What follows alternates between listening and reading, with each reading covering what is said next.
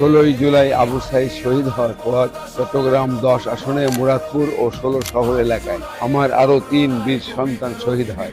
অসীম আকরাম, ফয়সাল আহমেদ শান্ত, মোহাম্মদ ফারুক। এভাবে বাংলাদেশের 1400 শহীদের ঋণ শোধ করার একটি সুযোগ আমাদের সামনে এসেছে, তা হচ্ছে গণভোট। এবার ত্রয়োদশ জাতীয় সংসদ নির্বাচনের সাথে গণভোট অনুষ্ঠিত হবে। আপনি যদি চান একই ব্যক্তি 10 বছরের বেশি ক্ষমতায় না থাকুক, তাহলে গণভোটে হা দিন। ক্ষমতার ভারসাম্য প্রতিষ্ঠার জন্য পার্লামেন্টে একটি উচ্চ কক্ষ গঠিত হবে। আবার মৌলিক অধিকার কখনো বন্ধ হবে না, যেমন ইন্টারনেট সেবা। নতুন করে সংবিধানে গুরুত্বপূর্ণ পরিবর্তনের ক্ষেত্রে গণভোটের বিধান চালু হবে।